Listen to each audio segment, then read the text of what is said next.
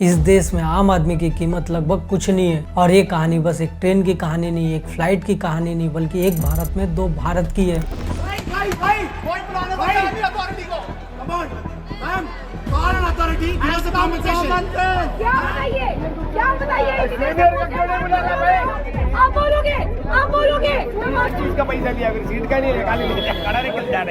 एक भारत ऐसा है, जब 4 दिन यहाँ पे फ्लाइट लेट हुई तो संसद में जाके बवाल हो गया, मीडिया चिल्लाने लगा और तुरंत इस पे कार्रवाई हो गई। और दूसरा भारत ऐसा है जो 60-70 साल से ट्रेन और बसों में धक्के खा रहा है, लेकिन उसकी आवाज कभी कहीं नहीं पहुँचती। जब अमीरों की फ्लाइट 5 से 6 दिन लेट हो गई तो उसके बैग एयरपोर्ट पे देख के पूरे देश में तूफान आ गया। संसद में जाके चर्चा हुई, मीडिया में प्राइम टाइम बहस हुई। एक फ्लाइट को पूरी तरीके से मोनोपोली कर देने की वजह से ये समस्या उठी। जो टेक्निकल प्रॉब्लम जो है डिटेल मैंने सिविल एविएशन मंत्री जी को कहा है कि आप तैयारी कीजिए, क्योंकि मेंबर्स कंसर्न यहाँ उठाएंगे तो यहाँ भी बताना होगा और देशवासियों को भी जानकारी होना चाहिए। एविएशन सेक्टर एक प्रकार से मोनोपोली बन गया। ये जनता के जो तकलीफ है उसको दरकिनार कर एयरलाइंस की खातिरदारी में लगा हुआ है कि सरकार ने जाके नियम को वापस ले लिए और इंडिगो पे कार्रवाई हो गई। लेकिन ये वही देश है जहाँ पे रोज लाखों लोग ट्रेन और बसों में धक्के खाते हैं और उनकी आवाज कोई नहीं सुनती, कोई नेता उन पे बहस नहीं करता।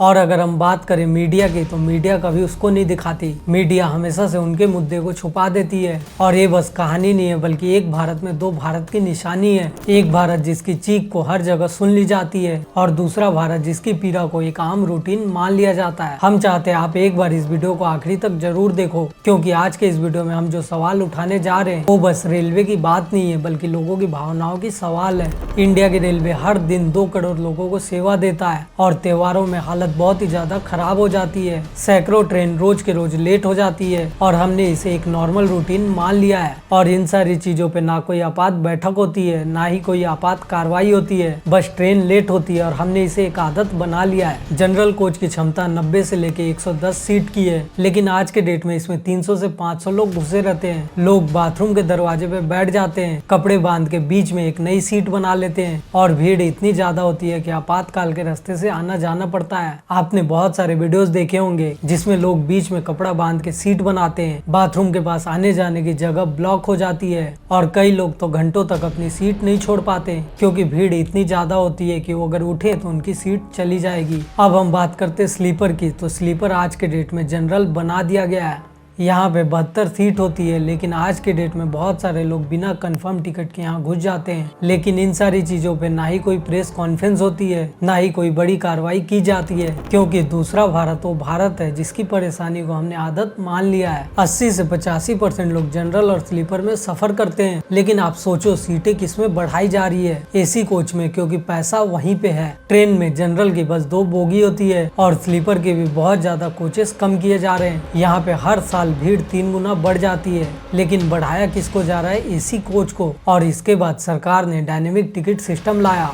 टिकट की डिमांड बहुत ही ज्यादा बढ़ गई, लेकिन प्राइस बहुत ज्यादा महंगी हो गई और इसका असर ये हुआ कि गरीब आदमी त्योहार पे टिकट नहीं खरीद सकता। और अगर गरीब को इमरजेंसी में कहीं जाना पड़ा तो उसे जनरल टिकट लेके बाथरूम के पास बैठना पड़ता है। इंडिगो में स्टाफ कम हुए तो पूरी दुनिया हिल गई, लेकिन रेलवे वाले मुद्दे पे कोई कुछ नहीं बोलता। रेलवे के सुरक्षा विभाग में आज 1.5 लाख पद खाली है। लोको पायलट सबके सब 14-14 घंटे काम कर रहे हैं। सिग्नल मैन, ट्रैक मैन और मेंटेनेंस डिपार्टमेंट में बहुत ज्यादा वैकेंसी खाली है और यही एक रीजन है कि इंडिया में ट्रेन हादसे हो जाते हैं। हर साल रेलवे का बजट बढ़ाया जाता है, लेकिन ये पैसा जाता कहाँ है? वंदे भारत, बुलेट ट्रेन, नए स्टेशन और बहुत ज्यादा एसी कोच, ये सारा पैसा वहाँ इन्वेस्ट हो जाता है। लेकिन देश के 85% लोग जहाँ पे सफर करते हैं वहाँ पे कोई काम नहीं किया जाता। आज के डेट में जनरल कोच और एसी कोच में सुविधाएं बहुत ज्यादा ना के बराबर है। जहाँ पे पैसे को खर्च होना था वहाँ पे ये पैसा खर्च नहीं किया जाता, लेकिन जहाँ पे कम लोग सफर कर रहे हैं ये पैसा वहाँ जाके इन्वेस्ट होता है और कोई नेता इस पे सवाल नहीं उठाता, क्योंकि अगर नेताजी जनरल डिब्बा में सफर करे तो शायद उन्हें असली हालात पता चलती, लेकिन वो तो एसी के डिब्बे में सफर करते हैं और यही एक कारण है कि नेताजी को हालत पता नहीं है। हैं और वो उस पर सवाल नहीं उठाते, वो उसके लिए काम नहीं करते और इसे नॉर्मल मान के छोड़ दिया जाता है। उन्हें वो बच्चे दिखाई नहीं पड़ते जो कि बैग पे जाके सोते हैं। उन्हें ऐसे लोग नहीं दिखते हैं जो बाथरूम के पास जाके पूरी रात काटते हैं। अब असली सवाल, आखिर आम आदमी की बात कोई क्यों नहीं सुनता? हम बार बार कह रहे हैं अमीर और गरीब की लड़ाई नहीं है, ये भारत की भावनाओं की लड़ाई है। एक भारत की आवाज तुरंत सुन ली जाती है और वहीं पे दूसरे भारत को अनदेखा कर दिया जाता है, क्योंकि दूसरा भारत आवाज नहीं उठाता, वो नेताओं से सवाल नहीं पूछता, वो अपने हक के लिए मीडिया को इकट्ठा नहीं करता और इसी रीजन से उसकी आवाज दब जाती है। आप सोचो, फ्लाइट के 4 दिन की परेशानी से पूरा देश हिल गया और वहीं पे ट्रेन, बस और आम आदमी 60-70 साल से परेशान है, लेकिन उनकी बात आज तक कोई नहीं सुनता। अब आप एक बात बताओ, आखिर ऐसा क्यों होता है? एक की आवाज सुन ली जाती है, दूसरे की क्यों नहीं? आप अपनी राय कमेंट में जरूर बताओ। आप ही एक बात बताओ, क्या आप चाहते हो कि एक भारत में 2 भारत बन के रहे और लोगों में इस टाइप की भेदभाव हो? आप अपनी राय कमेंट में जरूर बताओ और अगर आपको वीडियो पसंद आया हो तो इस वीडियो को लाइक, शेयर और चैनल को सब्सक्राइब जरूर करें। मिलते हैं आपसे आने वाले अगले वीडियो में, तब तक के लिए बाय और जय हिंद।